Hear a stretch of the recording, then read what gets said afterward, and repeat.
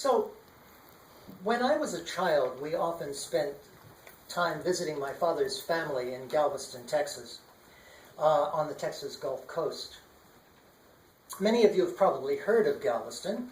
It's an island in the Gulf of Mexico, which is now most famous, I think, for a spring break destination where millions of drunk college students get arrested each year. But you may not know that Galveston was also the home for a time, to Jean Lafitte. He was a famous pirate who lived in the 1800s. He made his headquarters there, and legend has it that Lafitte buried treasure throughout the island in an attempt to keep it safe from invading U.S. or Mexican troops. I guess there really wasn't a Bank of America located there at the time. That's a joke. You can laugh. Jeez. Tough crowd. Now, whether or not the legends are true, as a young boy, I, like so many other young boys, was obsessed with pirates. Peter Pan's Captain Hook, Robert Louis Stevenson's Long John Silver. These images filled my imagination with adventures of swashbuckling and buried treasure. I don't recall any of the names of Errol Flynn's old movies, but I do remember the sword fights and the thrilling adventures of that dashing young pirate. So yeah, I was a little obsessed and loved the idea of buried treasure. So of course, whenever we went to the beach in Galveston, I led the other kids in digging for Lafitte's buried treasure. And what treasure we often found. There were beautiful pieces of sea glass and great lovely shells and shark's teeth. And I remember even finding the skeletal head of a seabird. I thought that was pretty cool at the time. Of course, we actually never found Lafitte's stash of buried gold. But what we did find was priceless.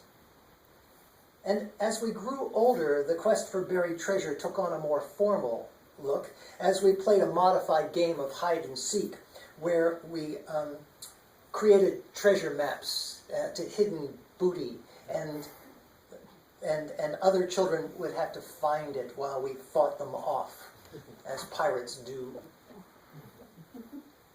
So this idea of hidden treasure, of the buried treasure as a theme for this morning's sermon, really sparked my imagination. And so what comes to mind when you think of buried treasure? Gold doubloons, yes, and I'm sorry? Pieces of eight. And pieces of eight, yes, and pirate booty and shipwrecks and jewels, yes, and bling. You all got bling. We have lots of bling. And the dragon Smaug from the Hobbit films hoarding his gold.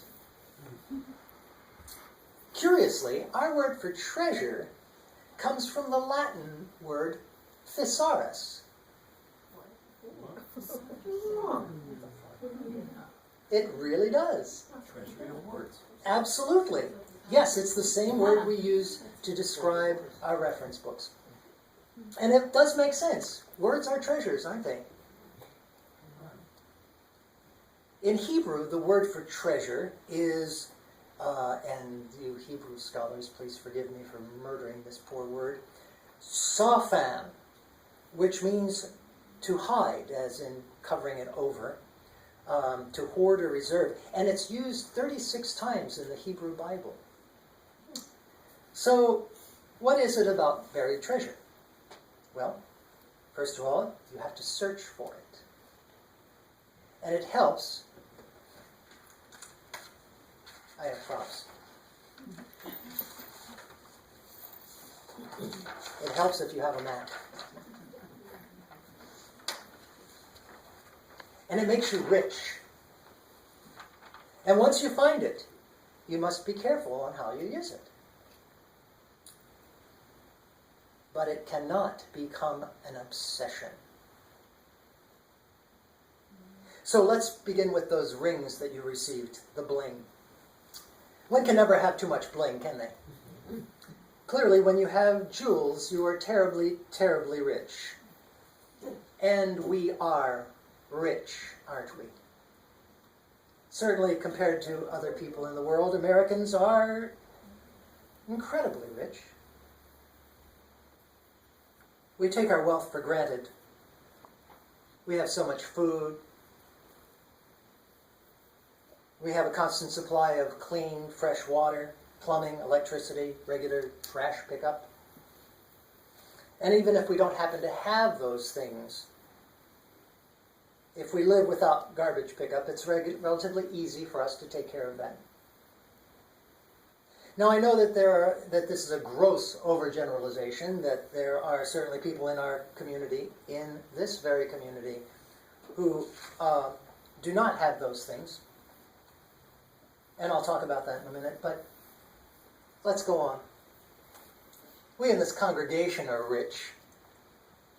We have the joy and beauty of each other, of this, our spiritual home.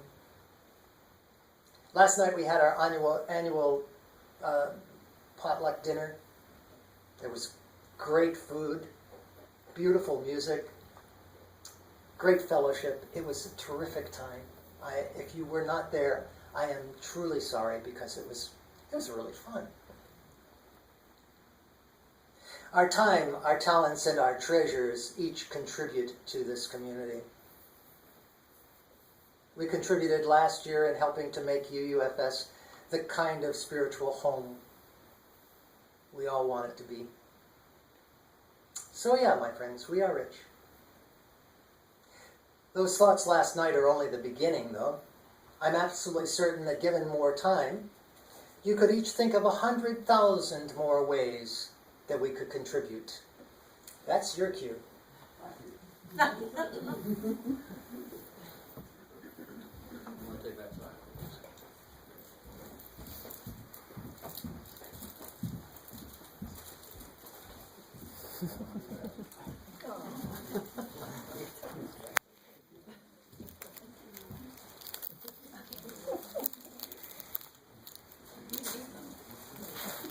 So here you go, 100 grand. We wish it was real. By the way, I had these little bars in my trunk, and they got very, very cold. I would let them warm up a little bit before you try and eat them.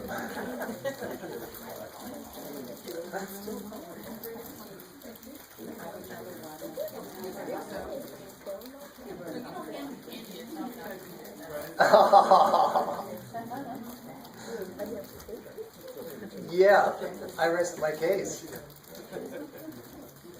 So we have all this wealth. Certainly we don't want to squander it. We have to be careful how we spend it. But what would you do with 100 grand? Okay. And if we combined our riches, what could we do with $5,500,000? Build a new church. Build a new church, okay. Yes. Give it away. Our 55 members at $100,000, it would be over $5 million. What would be your wish list for our fellowship?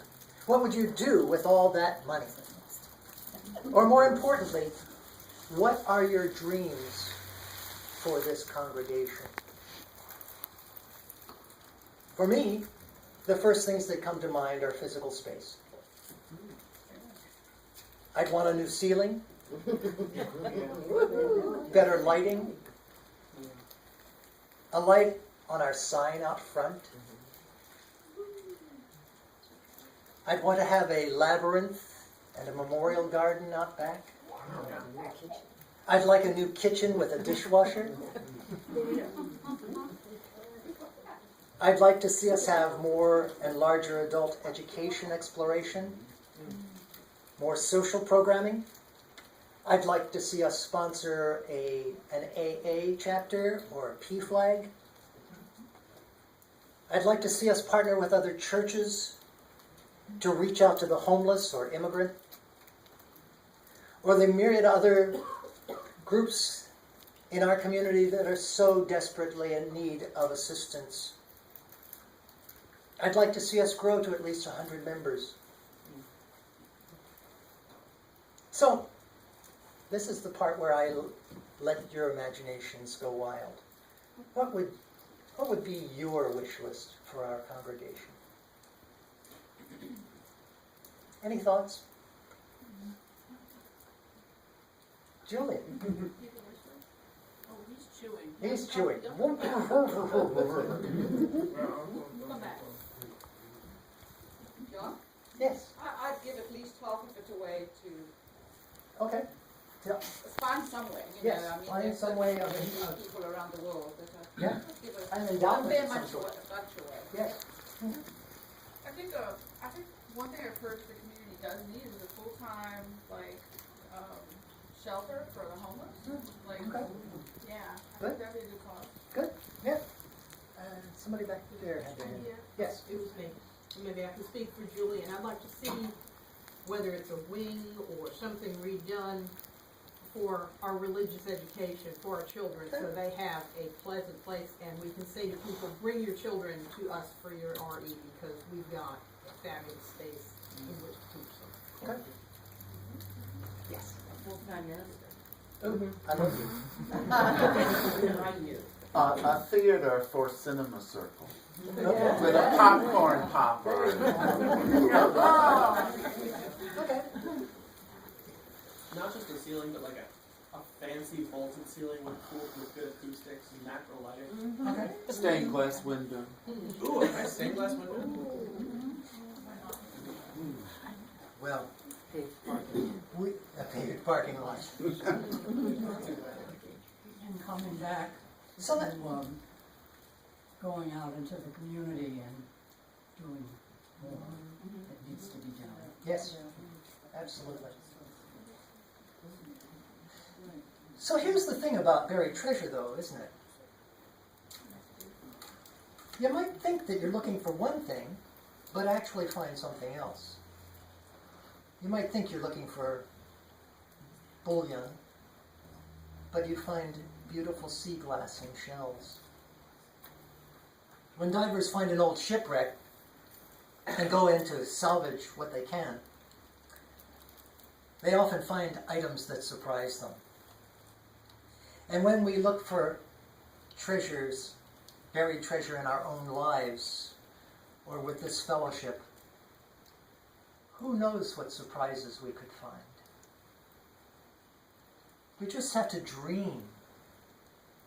We just have to dare to imagine, to begin the search.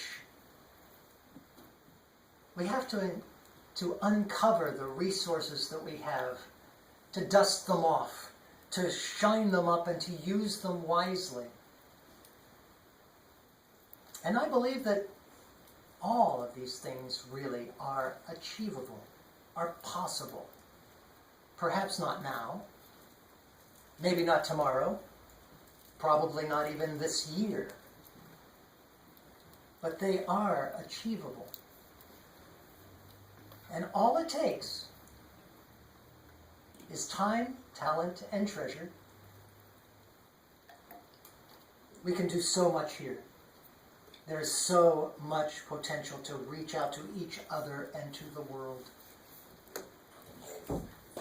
It requires our commitment to this place, and perhaps more importantly, to each other.